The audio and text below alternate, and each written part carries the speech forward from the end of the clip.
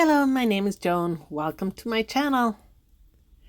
This is part one of a two-part video showing how I put together a travel journal requested by a viewer. Throughout the two videos, I will show how I made a variety of pockets, finished the edges of pages, how I stitched in the signatures, and much more. I will also leave links below for the other videos pertaining to this journal, including the final flip-through.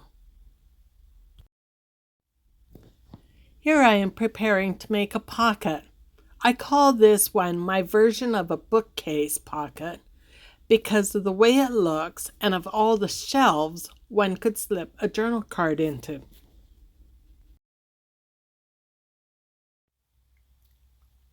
I never gave measurements for any of the pockets in this journal because not all journals are the same size. However, if you watch closely, you can tell how I measured for them in this journal. This journal is 5.5 inches wide by 8.5 inches tall. The receiver of this journal loves the colors blue and purple, so they are my main colors that I use here. Also, for the fact that she is an artist and will be using this as a travel journal had great impact on the papers that I chose. Now that I have the 4 strips of paper cut to size, I will glue them down onto the background paper, starting with the bottom strip. I glue the 2 sides and bottom. Then the other 3 I glue down, just the 2 sides.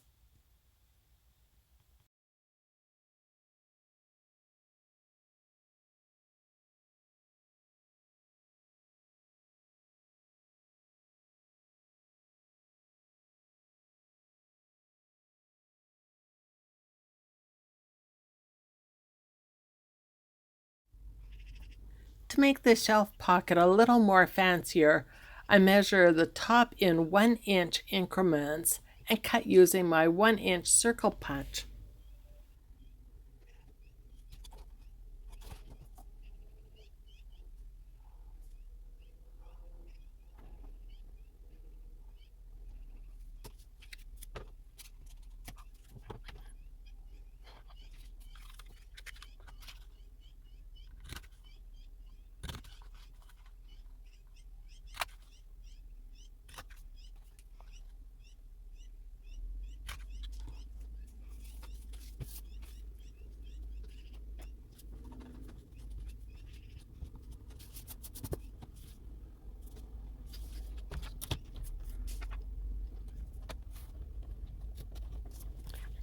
Here I am trimming up the edges to make them even on all sides.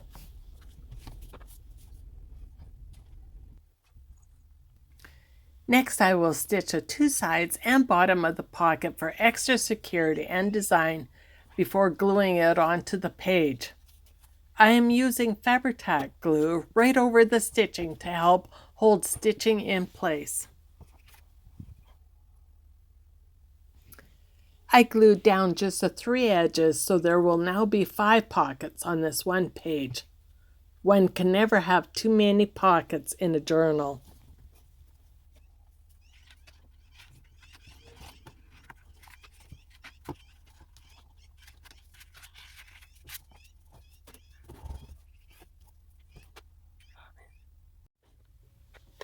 To prepare for the pockets on the inside covers of the journal, I first ink the edges with blue to match the blue on the outside cover. Then I cut 2 pieces of matching cardstock to fit snugly up to the stitching of the cover to the spine for the front and back.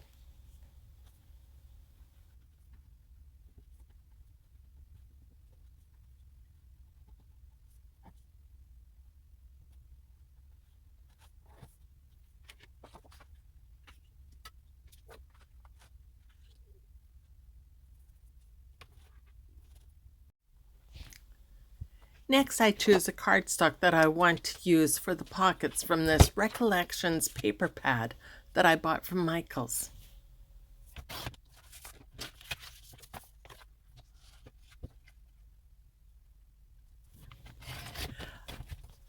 I cut these pieces big enough to fold over 1/2 inch on the two sides and bottom. Making a pocket this way will make it easier to slip in and out any journal cards and my special note to the receiver of the journal.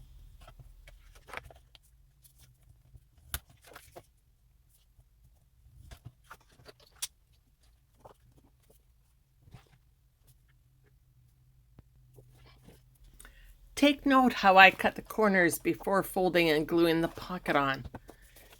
This is to cut down the bulk of the corner in the pocket and helps journal cards, etc. slip in and out easier.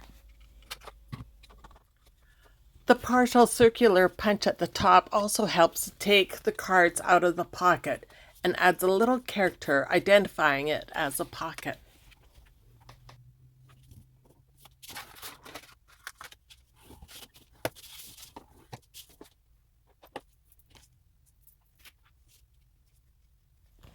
I am using Aleene's tacky glue to glue the pockets down, but you can use any glue you like.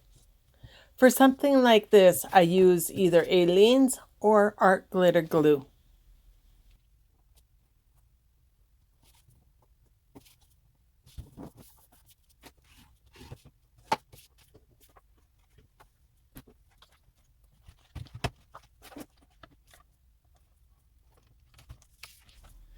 Next, I will make the smaller lower pocket exactly the same way as I did the long one, folding over 1/2 inch on the 3 sides and cutting the corners before gluing it down.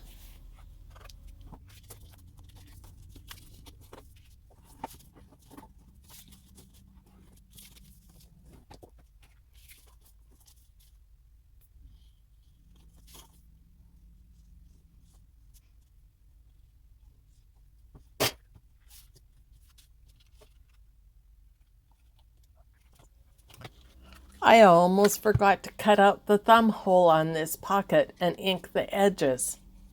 You don't have to ink your pockets if you don't want to. Personally, I just love the finished look that it gives.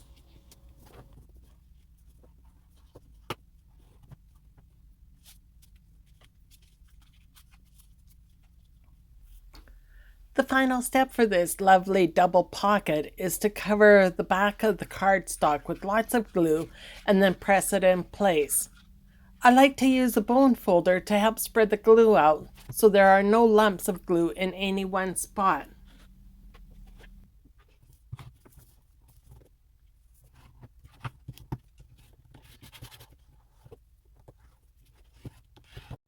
See how easy the journal cards go in and out of the pockets when they are made this way? Next, I made the pockets the same way for the inside front cover of the journal.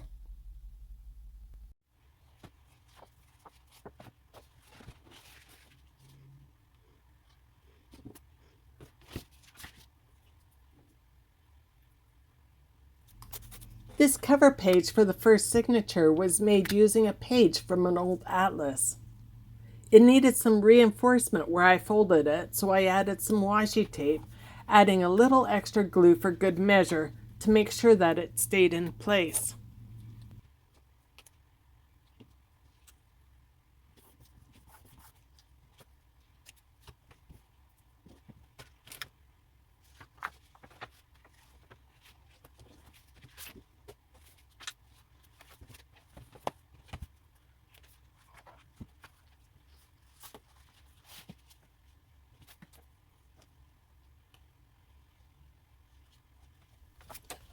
I glued thick rickrack to the back of this pocket using Fabri-Tac, and then glued it to the page.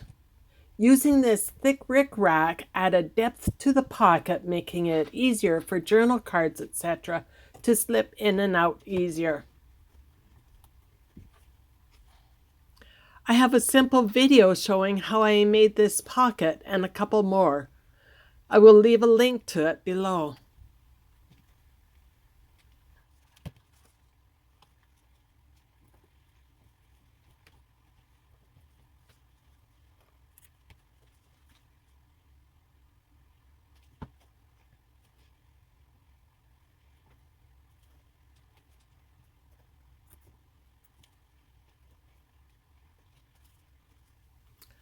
I also chose this rickrack for the color as it reminded me of waves, and I thought it went well with the colors and the theme of the travel journal.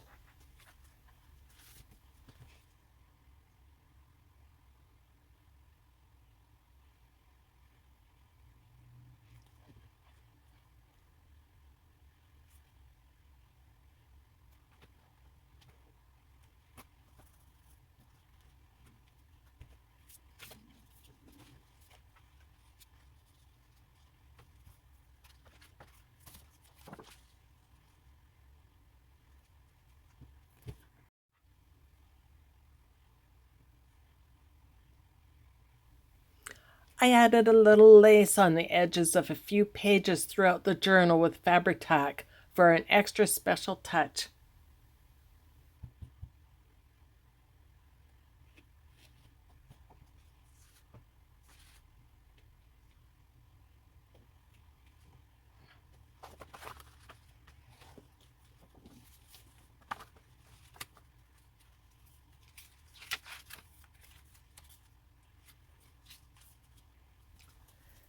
This little envelope style flip up, flip down allows for some secret writing space and also yet another pocket as I glued it in place on 3 sides. I ended up putting at least 3 of these in this journal.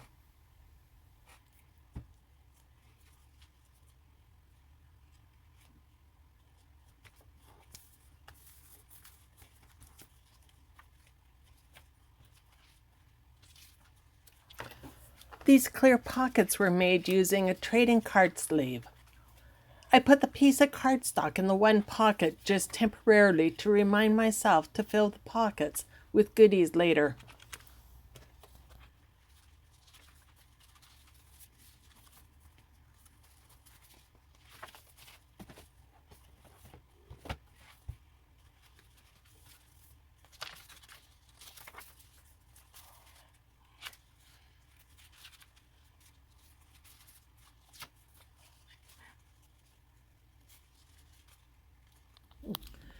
This page was just too green, so I used Mod Podge to glue on part of a napkin that matched in color with the next page.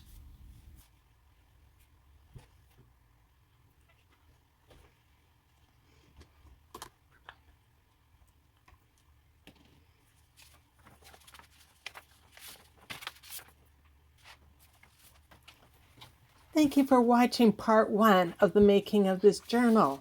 Please stay tuned to watch part 2 coming up next week. Please remember to give a thumbs up, comment, and subscribe to be notified when I upload more videos.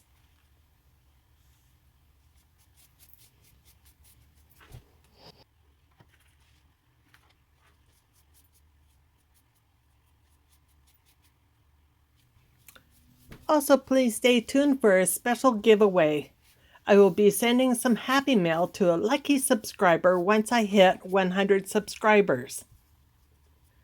I will send the package anywhere in the world.